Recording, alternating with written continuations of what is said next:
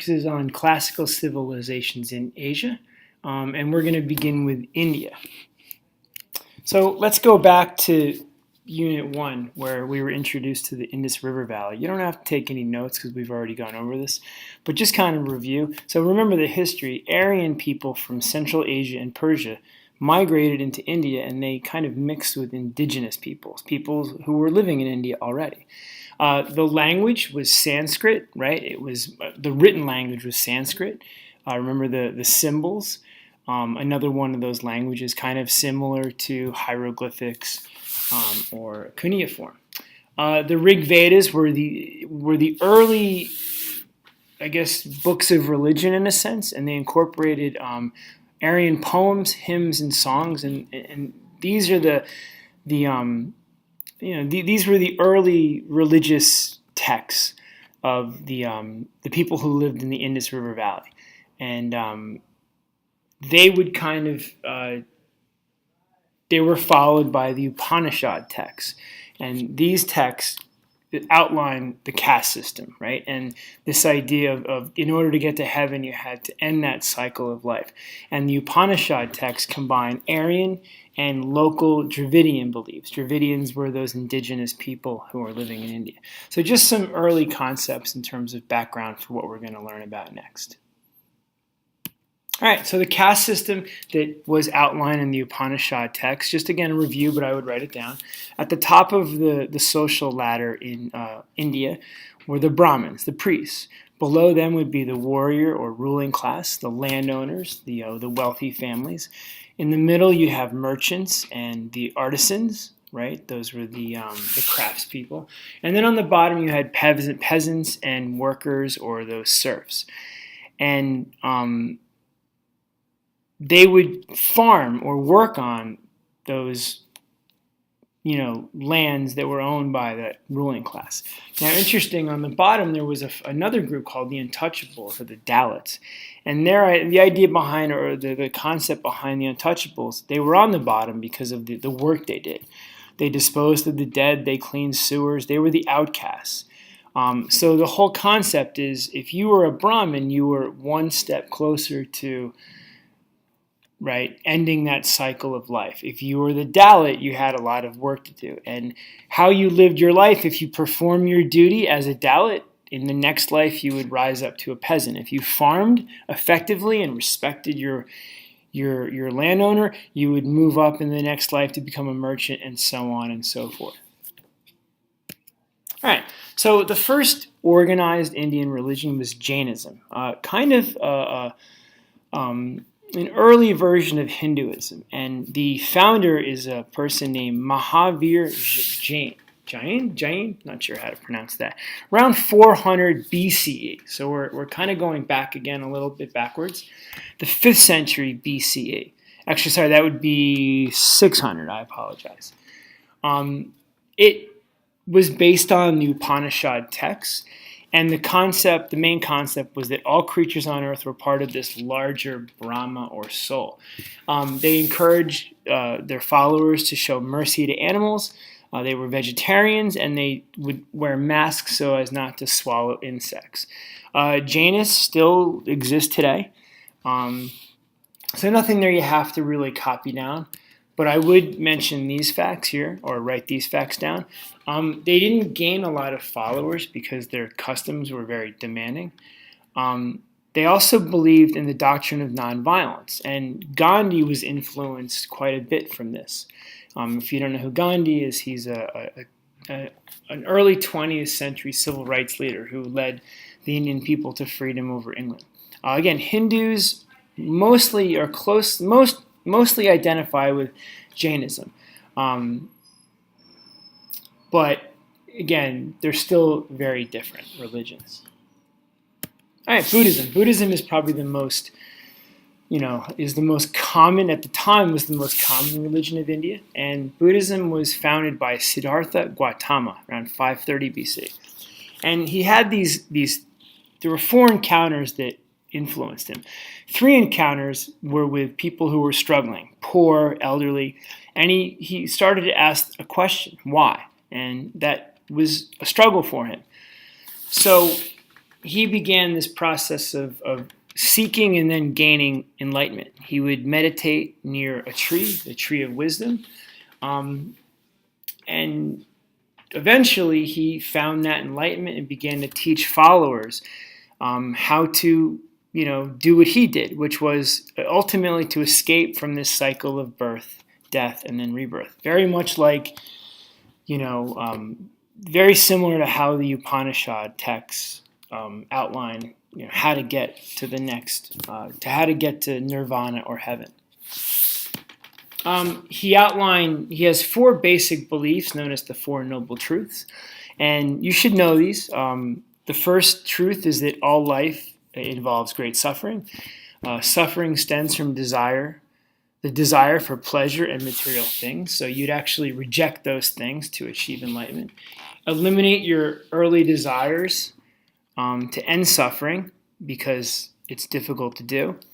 And eventually follow an eightfold path. And if you do those things, you will achieve that same enlightenment that Buddha achieved while he was meditating under that tree. The Four Noble Truths. Some other characteristics. Obviously, Buddhism emphasized meditation and reflection, refraining from those earthly pleasures. And also, in order to really become a Buddhist, you had to actually leave your family and become a monk and beg for food. So again, it wasn't something that was easy to do.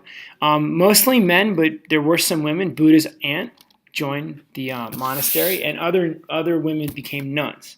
But women, even in Buddhism, were always subordinate. If you were outside of the order, if you didn't leave your family, if you didn't become a monk, you could donate to a Buddhist monastery or order, and you could enhance your standing. And maybe perhaps over time you could achieve enlightenment.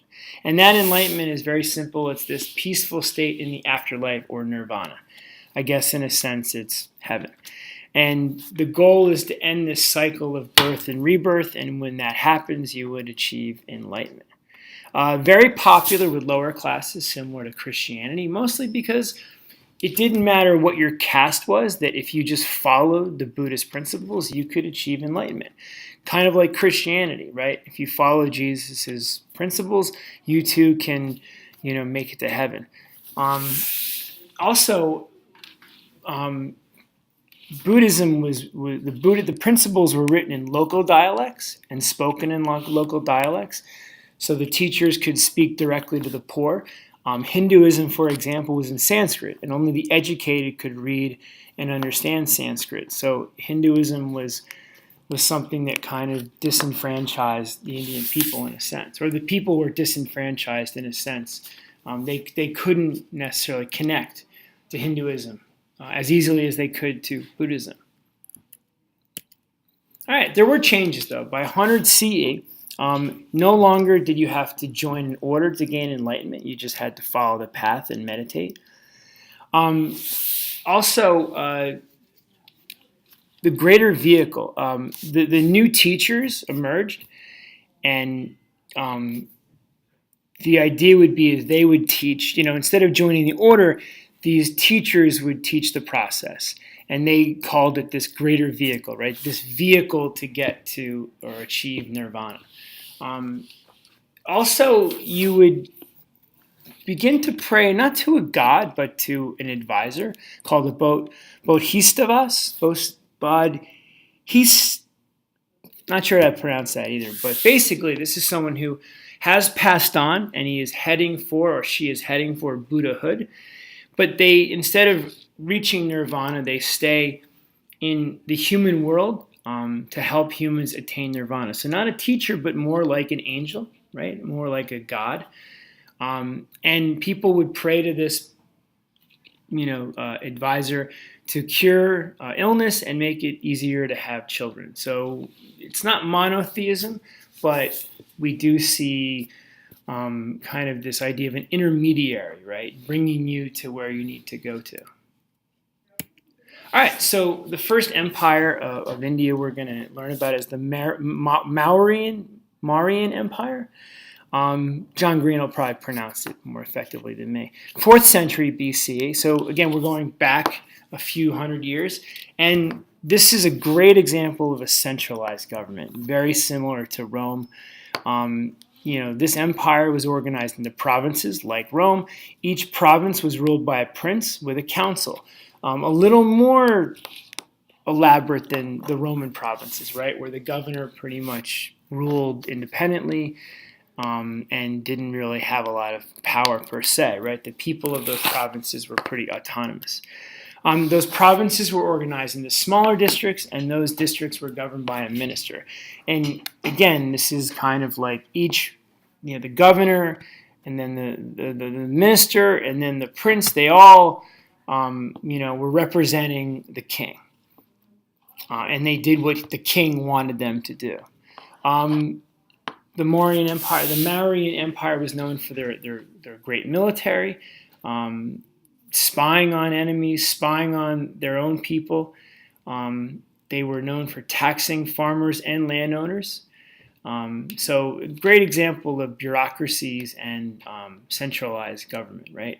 Big government, big spending, lots of taxes, large army. All right, so the famous Mauryan ruler is Ashoka the Great. You definitely want to remember him. You might have to write an essay on him, so I would definitely take as many notes as possible. So early on, he was a great warrior. He used that military to his advantage and conquered surrounding areas. But the destructive battles led him to find Buddhism. And he converted, and it was a great change. He changed his way of thinking. He's known for spreading Buddhism throughout the empire and even further out. He built monasteries for learning. He sent monks abroad. And to kind of get people to convert, he even gave them gifts, non-believers. Even if they weren't converting, he still saw it as something that would be a Buddhist principle of giving to others. He was a very effective governor. His tax collection resulted in more roads that increased trade and wells for irrigation, right? Storing water for your farming. He also ended slavery and called for servants to be treated fairly. So this wasn't always the case, but after he converted, he again saw life in a different light. He was very open about he was open to advice. He encouraged those under him to advise him and communicate with him about any matter politically. He also had a foreign policy that was known as peace through diplomacy. Instead of fighting overseas, working with other regions and empires to facilitate trade, improve relations, avoid war. He would send ambassadors to Greece and Egypt, for example. He also was tolerant. He would sponsor non-Buddhist religious observations. He didn't make everyone convert. And he would even pay for the construction of, maybe Christian or Jainist religious edifices or structures, right? Statues, idols. So great example of toleration. He also had a law code, like the 12 Tables, like Hammurabi's code. It was public. That's a common denominator. And this didn't necessarily, it did have rules, but it was more about his philosophy and how he was governing. It was to remind citizens of his right to rule. It didn't record events, so it's kind of like more of like a campaign speech. He's promoting his philosophies, his beliefs, himself, not necessarily, what punishment for crimes would be. It's more of a campaign platform. But like all laws, like the 12 Tables, it did unite the empire. Laws always do that. They bring people together under one common set of laws. And these pillars were all over the empire, so people could, be reminded of who was in charge and why he was great. In terms of trade, common themes here: the Silk Roads, They were connecting China to the Roman Empire, ran right through India. Spices from Vietnam and Asia made its way through or via the Indian Ocean.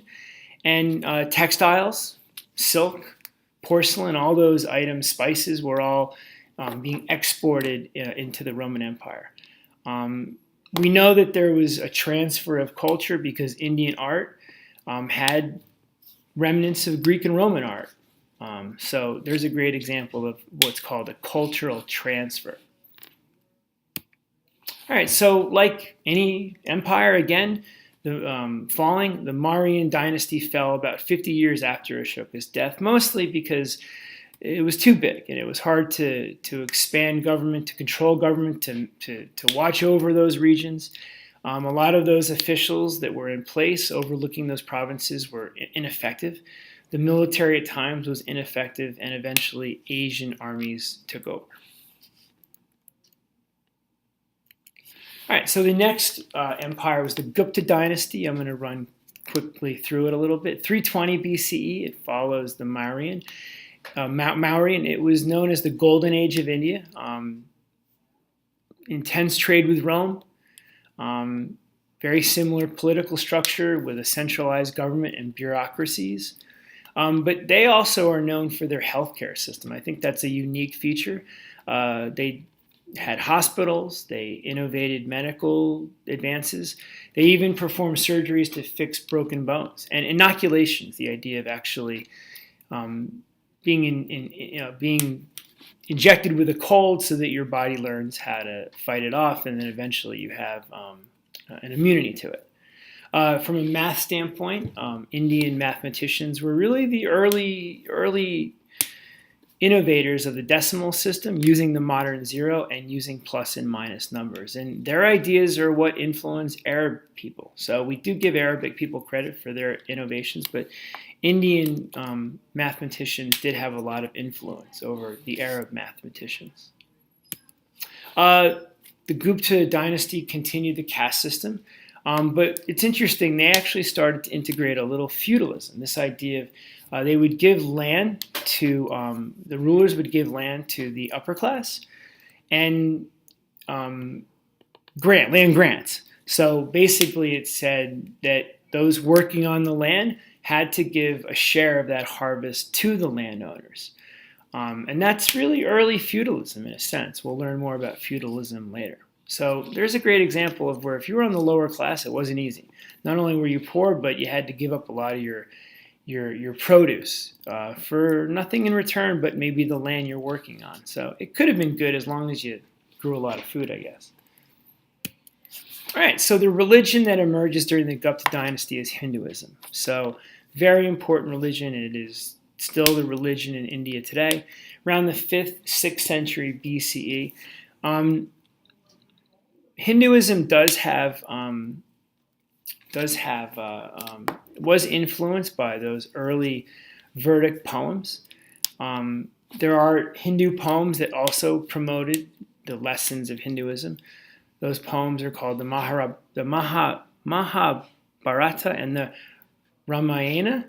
Again, if you see a source with those titles, now they're thinking about Hinduism and the belief system that is entrenched in Hinduism. So Hinduism is a little different than Buddhism, where meditation was not necessarily an important principle.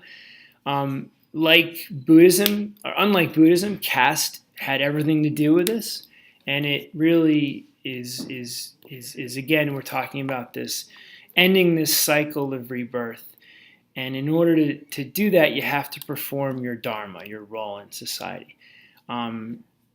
Another difference between Hinduism and Buddhism and even Jainism is that again, caste is connected to karma. Social class matters in this religion. Not so in Buddhism.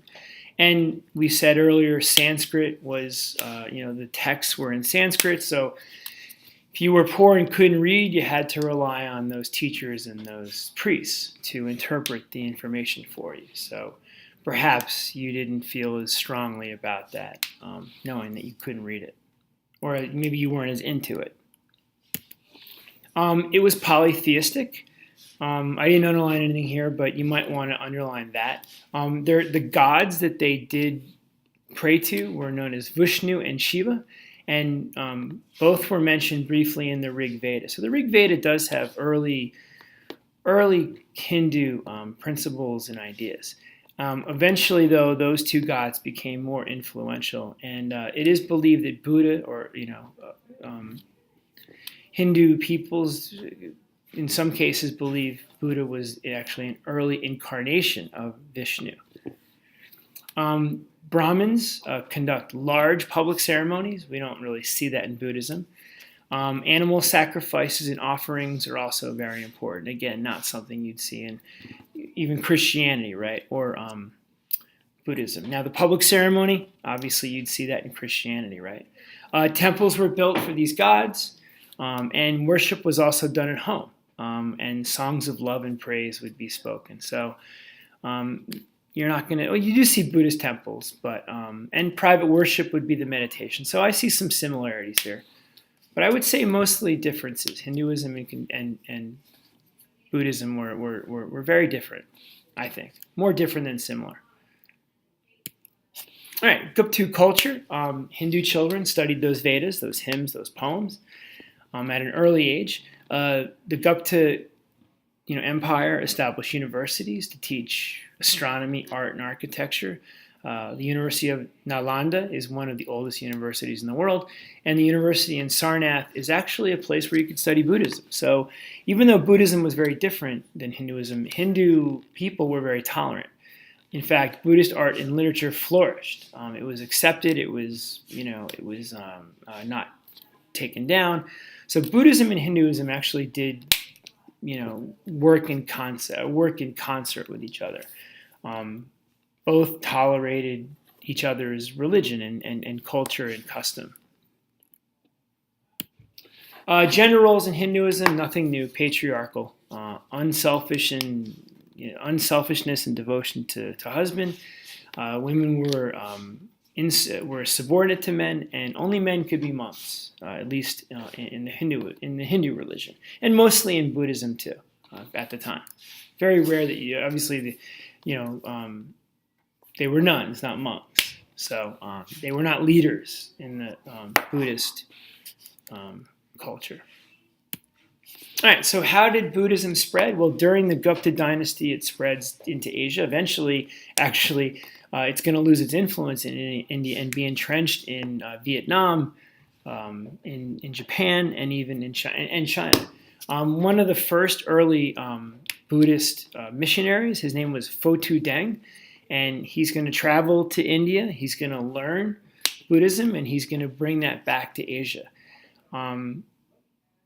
Chinese people were attracted to Buddhism because they believed that Buddha would perform miracles.